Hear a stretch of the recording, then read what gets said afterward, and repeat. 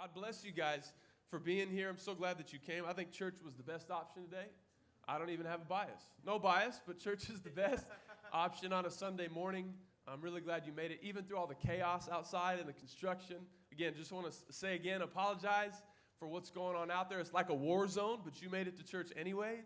Sometimes it's hard to get to church, and then you can't find it, and it's even harder. And so you guys found us, which is really awesome. Hey, last week we had, during second service, was really packed. And here I heard that our parking lot filled up. We had people parking on the street and walking in. Really sorry if that was an inconvenience to you. I hate hearing that people had to walk in from the street and then up a hill and then around a corner and who knows after that, you know? And so if that was you, really sorry for the inconvenience. But this is why we are excited to buy a building, which if you don't know, we're in the middle of a building project, which is really, really exciting.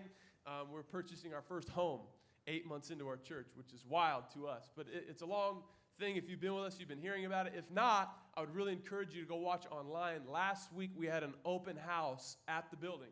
And I don't know if it was anybody in here there at the thing last week. Okay, about half of you-ish. Yeah, we estimated we probably had, with 1 week's notice in the middle of summer on a Sunday night, we had about half our church there. It was awesome. Several hundred of you guys came out.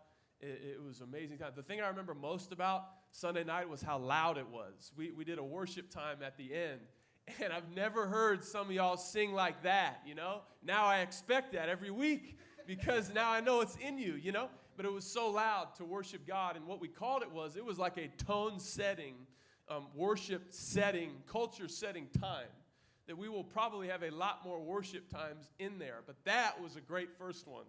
It was full, and y'all were singing loud. It was absolutely amazing. But that night I shared a lot of the facts of where we're at, what's up with the building, where we at in the process. I answered a lot of frequently asked questions. I was told that we just posted that online. It was about a 25-minute talk we did last Sunday night. And so if you were there or you weren't there, I would encourage you to go watch that online. I'll give you all the details about Sunday night. But because of last week, right? Last week was Homemaker Sunday. We took our first offering as a church for this building, right? We have a goal in this summer to raise $1 million. That's all, just $1 million in a couple months. We have 3 months to raise this down payment to buy this building. And after 1 week, do you know how much we raised from our church family? We raised $408,000 in 1 week. Praise the Lord. Yeah, you can clap. It's really amazing. You did that. It was really, really absolutely incredible. And I really believe if we don't raise another dollar, God is still worthy of praise if we do not do anything else, because he's already done so much, which is really, really incredible. And by the way, it's exciting, but we're not even quite halfway there. We have 9 more weeks, and so it's really, really exciting, but there's still a lot of opportunity to get involved. We estimate, based on the number of gifts, we've had about a fourth or a fifth of our church get involved so far in 1 week. That's it, and we're almost halfway there. And so if we all do our part, how many know it's going to happen? It's going to happen. That was a big question last week. Is it a guarantee? You know, I don't know how many things in life are a guarantee other than if you believe in Jesus, you're going to go to heaven. That's about all we have sometimes in life that's a guarantee. And so if we do our part, how many know God's going to do his part? That's what we talked about last week. And so we still have some work to do. There's still a lot of ways to get involved. I realize that not everybody could write a check for $2,000, $5,000, $10,000, $25,000. But in the future, the next few weeks, we're going to talk about creative ways that all of us can get involved. That's really our heart, is that everyone would just get involved. You know, we had checks last week from $20 to $50,000. How many people know God wants both? He just wants you to be involved and participate in what he is doing. And so we'll talk more about that in the weeks to come, which is really exciting. But I mean what I say. If we don't raise another dollar, how many know God is already worthy of praise? He's already done so much. And so I'm here to say today that we have to remember what God has already done. That's important because one of the biggest obstacles in moving forward with God is forgetting to look backward to see what he's already done. Okay, one of the biggest obstacles in moving forward with God is forgetting to look backward to see what he's already done. When we forget what God has done, we tend to have a small faith. We tend to have a small faith. And in this series, we've been talking about what it looks like individually, but also as a family, to have a big faith, to take steps of faith, to take risks, right? What does that look like for us to do that in this season, right? And moving forward with God requires risk. It requires faith. It has to. This is the way that God has designed it, right? If I say that I have faith in a big God, but I don't take risks for God, is it real? Is it real? Is it actually something that's real, or is it just something that I say? It's kind of like saying I love my wife. But if I say I love my wife, but I never display it, is it real? I don't know about you, but that wouldn't fly in my house, right? If I don't come home with like a steak or some flowers or something, I'm probably not going to get let in. I gotta display it. But I could argue and tell you all the ways of why I love my wife. I could give you 4 points as to why she's the one for me. And there's nobody else. I could talk all day long, but if I don't show it, is it real? And a lot of times this is how we operate with God. I'll give you 4 points as to why God is real and why I follow him and why I'm a Christian and why I need him. We can give an argument all day. We can give points and words, but if we don't display it, is it real? You know, in church, we sing about how huge God is. How about that last song about God's light? Let blind eyes open and God heal people who are paralyzed and all this kind of thing. It's exciting. We sing about these things all the time. We sing, God, show us your glory. But how do you suppose God does that? How does God show us his glory? By sitting around and talking about it? Or sitting around and singing about it? That's actually not how it happens. Right? We love singing about what God can do. We boast about who he is, and we boast about who we are in him. But if we never display it, is it real? You see, the more exciting thing for me in the season than raising all this money or getting a building is the faith that we are building in the midst of it to see what God can do, right? And the first part of that is because I've been hearing from a lot of people inside our church and outside our church. Wow, really? Like you're getting a building? You're 8 months in to a church plant. It's gone really well. You know, 8 months in, we have a ton of people that are committed and all in. That's great. But a building in Point Loma, you know, in that place, that size, how many know that's a good opportunity to praise God and give him all the credit? And so it makes sense, right? And so that's what I hope in this season that we are growing is our faith to see what God is doing. And really what we're doing is this. Very early on in the life of our church, we're setting a tone. We're setting a culture that we are a go-for-it people. That I never want to become a people who just sit back and sing about how good God is and talk about how great he is, talk about his glory, but we never see it. I don't ever want to become a church like that. And so very early on, we're practicing this. We're practicing what it means to go for it. And let me just tell you what's most exciting about that is that people who will come after you, kids you haven't had yet, spouses you haven't met yet, best friends we have not made yet, people that will come to Captivate after you will have a bigger faith because of you, because of the culture tone that you set. They'll have to go for it because they're going to tell of this season and what you did. Like the kids that come after you are going to have a bigger faith because of what you did, because of the tone that you set, and that's really exciting for me, right? If you don't want to get involved in this for you, do it for your kids, because I don't want to tell my son to go for it and take risks and give it all to God, but not show him how to do it myself. You know, that's why I love Jesus' leadership so much, because he never asks anyone to do something he wasn't willing to do himself first. And so what does it look like for me to go first and show my son, my family, our church, what does it look like to go all in and take a risk to go for God? We're setting the tone for seasons that come after us.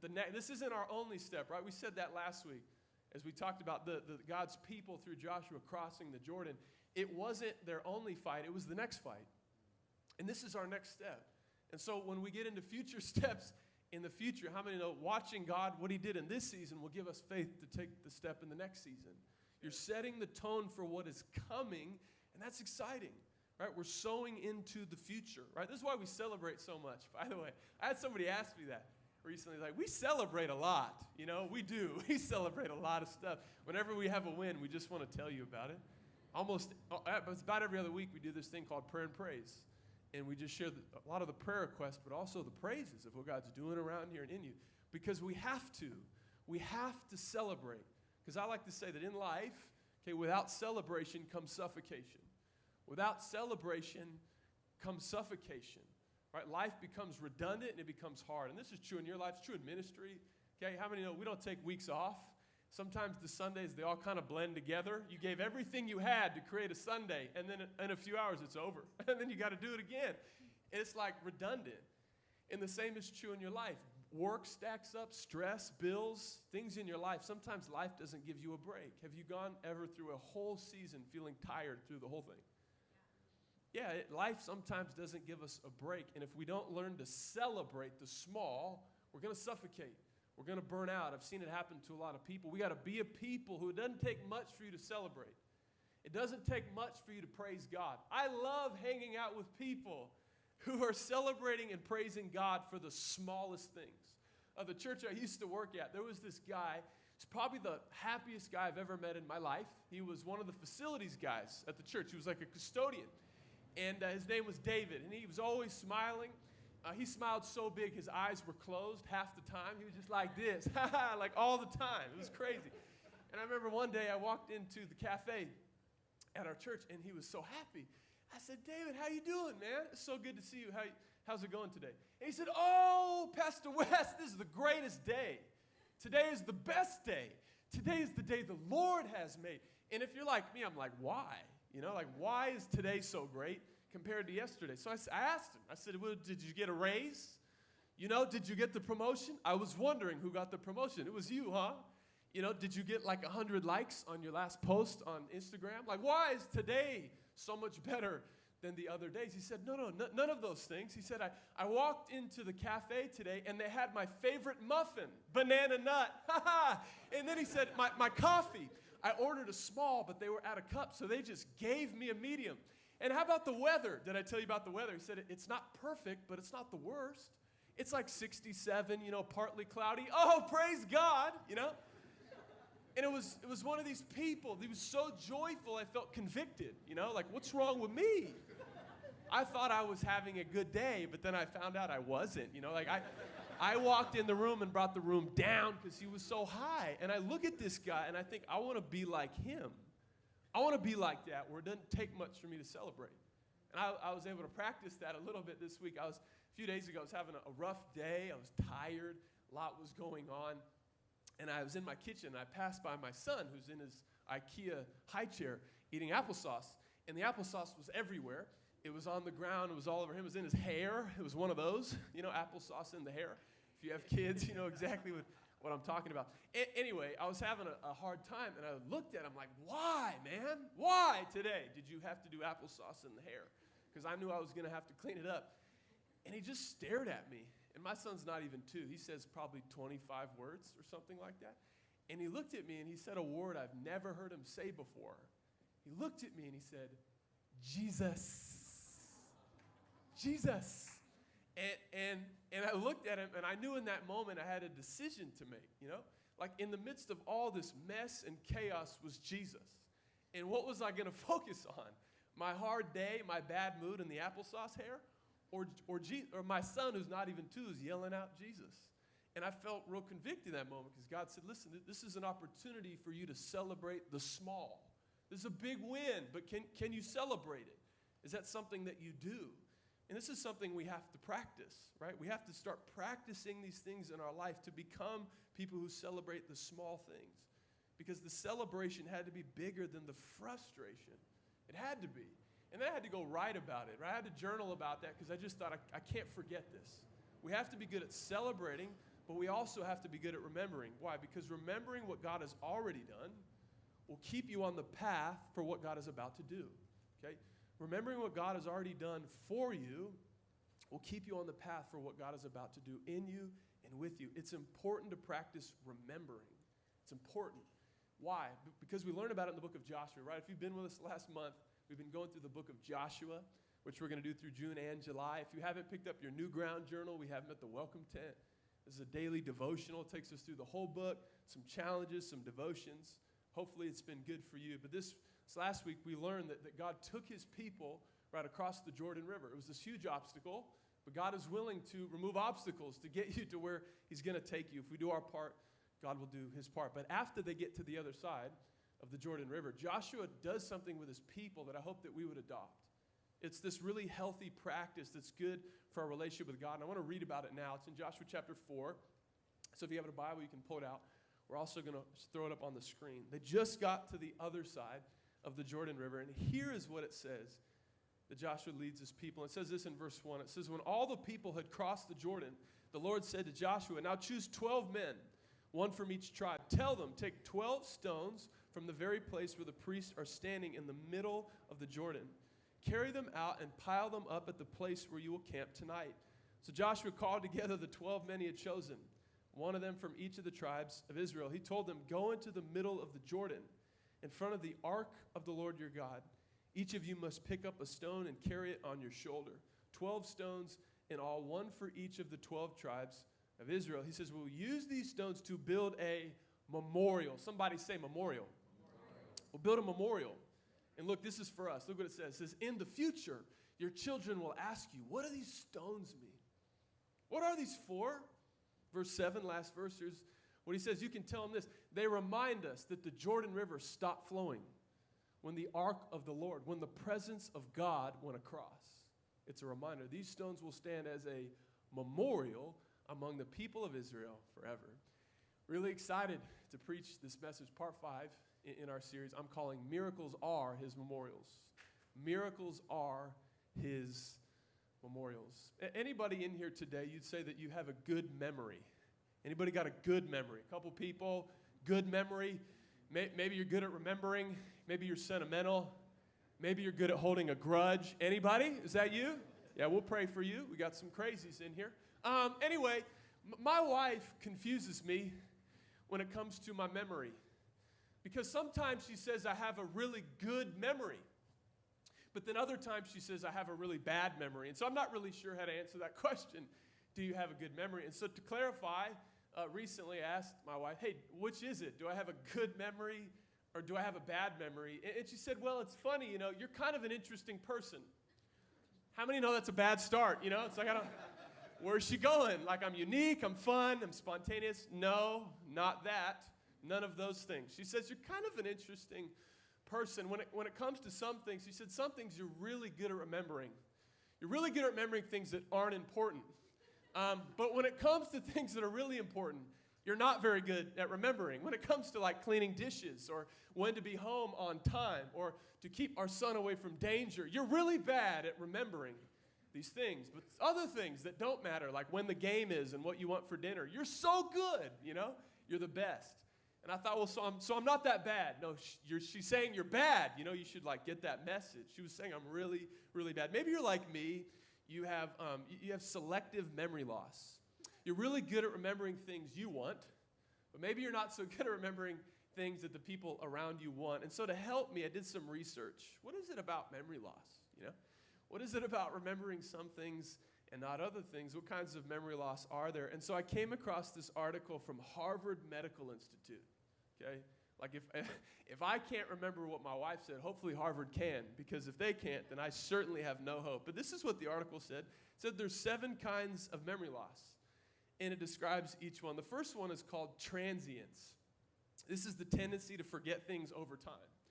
But it also says that you can learn something and forget it within 10 seconds. Does that ever happen to you? Yeah, it happens, because this is why. Your brain has a use it or lose it mentality, meaning when something doesn't add value to you, you tend to lose it. It's kind of like when your wife asks you to do the dishes, but doesn't really add value to your day, so you kind of just forgot it, That's called transience. The next one's called absent-mindedness.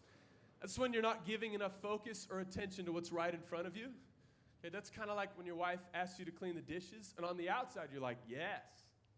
Right? But on the inside you're like, pizza, I would love to have pizza. It's a great idea. We should do it. And so you weren't thinking about dishes. You didn't do dishes. You got in a fight, She's like, hey, I asked you. You're like, no, you didn't. At least you have pizza. That's called absent-mindedness. The next one is called blocking. That's when you can think of one specific thing your brain, or you can't remember one specific thing your brain has chosen, because your brain has chosen to remember something else, right? And even though it's not it exactly, it's close. So that's like when your wife asks you to clean the dishes, but instead you clean the DVR list on the TV. She asked you to clean something, but you weren't exactly sure what it was. What was it? And so she walks in, she says, what are you doing? Why are you on the couch? I asked you to clean dishes. You're like, are you sure? Because I thought, I remember that you asked me to clean the DVR list. She's like, no, that's actually called blocking, right? The next one's called misattribution. That's when you remember something, but you forget where it came from or who did it. That's when you walk into a clean kitchen, no dishes, and you think, wow, this is beautiful. So glad I did those dishes. And then your wife reminds you, you didn't do anything. I did the dishes, right? Yeah, that's misattribution. The next one's called suggestibility. It's when you don't remember things exactly as they were because you remember them as you wanted them to be or as you suggested them to be.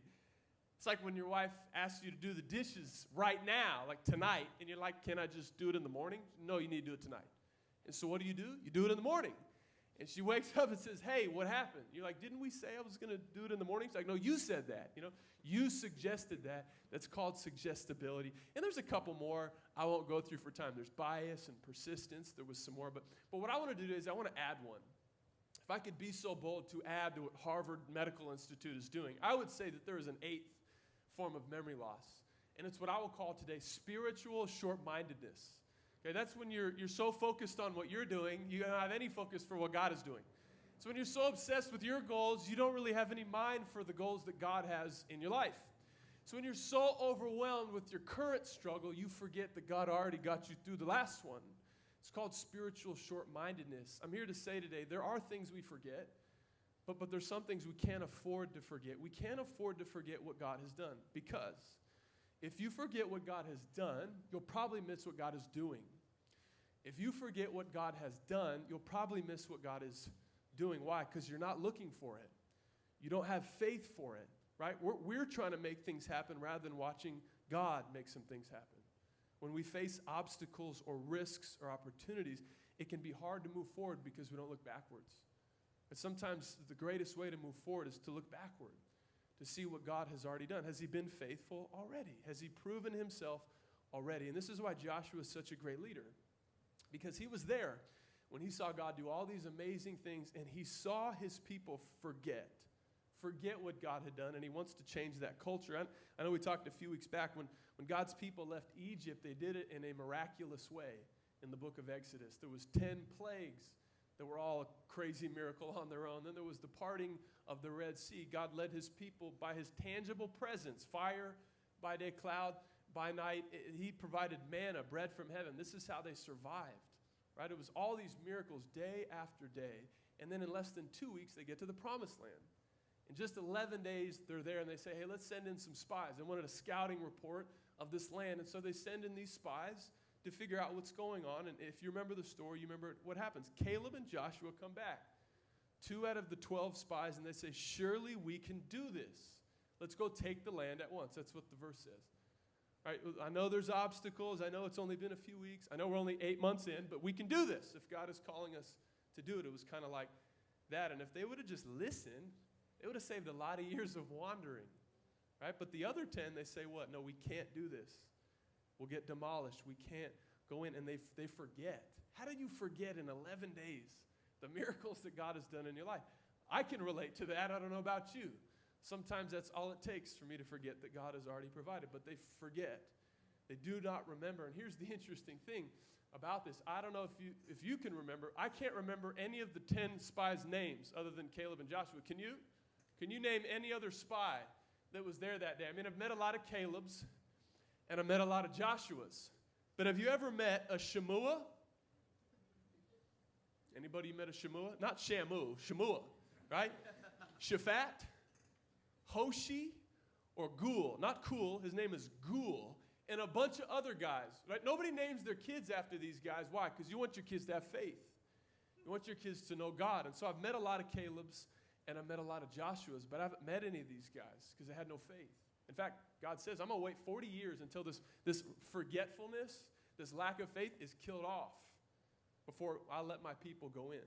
Why? Because to take ground that nobody's taking, you got to have faith that nobody's having. To take ground that nobody's taking, you got to have faith that nobody's having, or else you get stuck with the name Shemua. And that's tough, right? 3rd grade was brutal to that kid. But Joshua is a great leader because he says, not on my watch. As long as I'm leader, we're going to remember. Because God just did a great thing. But he said, I grew up watching God do great things. But over and over again, we forgot. We suffered from spiritual short-mindedness, right? It's easy to forget what he did. And he said, whenever we forgot, we lost our faith. We have to remember, right? This is why I love communion. This is why communion is so important. In a few minutes, we're going to take communion. Jesus says, take it as often as you can. We do it about once a month. But why? What does he say? Remember what I did. Remember that Jesus died for you and he wanted to. Remember that he set you free and he wanted to. We can't forget that. It's really important. And if you've grown up in church, sometimes communion, it's like, we're doing it again. I've done it before.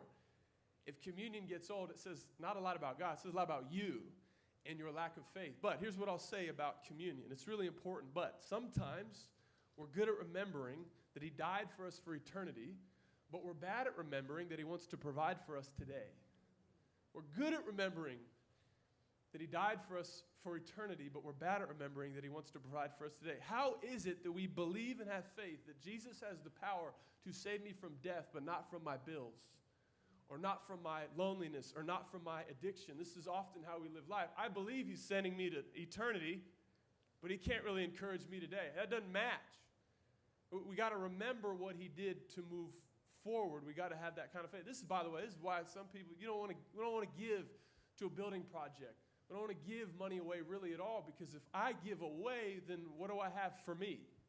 And we have forgotten that you are not the only or the ultimate provider in your life. It's not you, it's God. You're not the only one doing it. God is doing it when we give him what we have. When we give him what we have. You know, this was a special week for me and my wife. I'll share a quick personal story. She texted me a few days ago, and she said, today is the 2-year anniversary that God called us to start this church. We were in Hawaii at the time. It's not hard to have faith in Hawaii, you know what I'm saying? But we were in Hawaii on our baby moon. It was a really exciting time for us, and God gave us the same word, the same verse when we were in 2 different places at the same time. It was crazy. We ran to go find each other. We were both on 2 different beaches or something, and we ran to go find each other, and it was the same verse. And I'm actually really excited to preach on that verse 2 weeks from today, because it's in the book of Joshua. It's actually in Joshua chapter 10 when Joshua prays this crazy prayer. He asked God to make the sun stand still. And that was the prayer that we felt like God was asking us to pray. So I'm excited to preach on that in a couple weeks, this idea we're calling Dream Again. You know, we often dream to the extent of what we know our abilities will allow us to do. But Joshua displays a different kind of dreaming.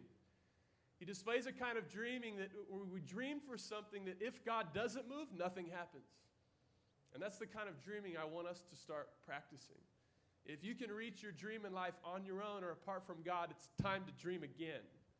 It might not be enough, or might not be big enough, it might not matter for eternity, but it was a special week for us, not just because of that moment, but because of us needing to remember that moment many days after that. You know, it's not hard to have faith the moment God speaks to you, or the moment he calls you or gives you an idea.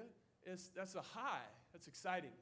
It's also not hard to have faith when you see it come to life many days later. Right? Launch Sunday for me was not hard to have faith. This place was packed. There's a lot of people giving their life to the Lord. How many know that's a high? It's exciting. When's it hard to have faith? Every day in between. That's when you need to remember the most. That's when you need it the most. And that's when I needed it the most. You know, Easter this year was really special for me. Not only because of all that happened. We had our 200th person give their life to the Lord. It was a crazy time in our church. It was exciting. But for me, I looked at a journal entry that I wrote about the week of Easter last year. And I was writing how hard this was. You don't need to feel bad for me. I was just having a lack of faith moment. It was bad on me. And I was saying, God, I don't know if this church is going to help anybody. I don't know if anyone's going to show up. I know my mom will be here. I don't know if anybody else is going to be here, you know? And so it's like writing about that. Is it going to help anyone? Will it bring any hope? I don't know. And some days, all you have is remembering the moment when he called you. Sometimes that's all you have.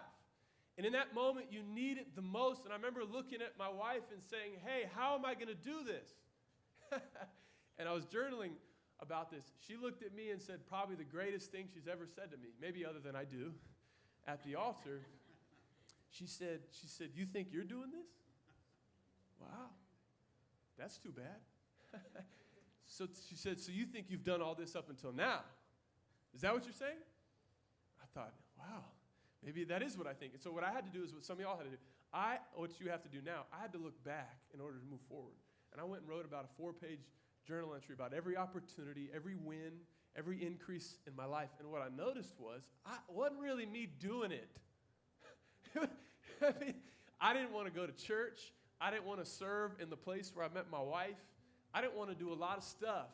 But it was where God led me. That's the place where he moved and he showed up. And I had to remember that to move forward. And what it gave me the faith was for this, and this is probably what it'll do for you. When you remember that you didn't provide the last miracle, you'll remember that you don't have to produce the next miracle. When you remember that you didn't provide the last one, you know that you don't have to produce this next one. If you didn't do all that, you won't have to do all this. You just got to remember. And when you remember all that God has done, you're empowered to move forward. Because risks that you're willing to take today come from our memory of God yesterday. Come from our memory of God yesterday. But it also means this, and this is really important. And this is kind of where I want to land. Memorial stones that you enjoy tomorrow come from risks you take today. Memorial stones that you enjoy tomorrow come from risks you take today. Tomorrow's memorial comes from today's miracle. It comes from today's move of God that you decided to be a part of, but please know that you have a part to play. That's what we're learning in the book of Joshua. When we read chapter 4, we see Joshua celebrating what God has done, but he's also celebrating what he did. He's celebrating God's miracle, but he's celebrating his obedience to step into it and go after it. There is a part for you to play. There's a sacrifice for you to lay. There's something for you to do. There's a risk that we need to take, right? And by the way, taking a risk for God, it's not about something that you saw. It's just something that he said. When God called him to do this, he didn't see anything. He didn't see any fruit yet. And that's what a risk is. A risk is not, okay, I see it. All right, well, let's do it. A risk is saying yes to God, not because you saw something, but because he said something. You heard him, and that was enough to move forward, right? This is the obedience that is required from us. And so what does that mean for you in this season? What kind of risk is he calling you to take? Following God, there's always a cost. There's always a sacrifice, a season of discomfort, stretching and risking. It is what it is. And that's what it will take to make these days memorable for you. You know, a few years ago, I read an article. They interviewed 100 90-year-olds, people who are 90 and above. And they asked them one question. If you could go back, what's the only thing you'd change? And that's an interesting question because they asked people who are 90. If they asked people who are like 13, I'd be like, I wouldn't have read it. You know, but these people like been around for a while. And out of the 100 people, 97 out of 100 answered one of two things. Number one, take more risks. And number two, give more away to make a difference. These are people who are trying to help us out. They're saying, I wish I could go back, but I can't.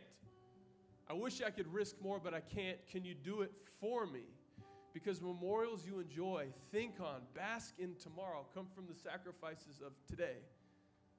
And so what's that look like for you? You got to ask yourself, how will you remember this season?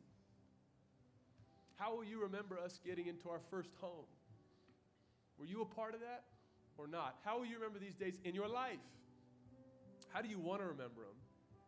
And I'm telling you, if it's something you want to do with God, there's something it requires from you. How do you want to remember them? There might be a risk you need to take. There might be somebody you need to forgive so you can remember these days differently.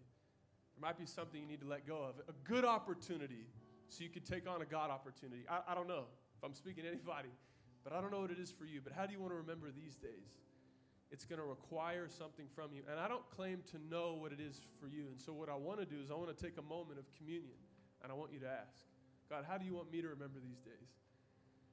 And what is it going to take from me to make that happen? What sacrifice, what risk do I need to take today?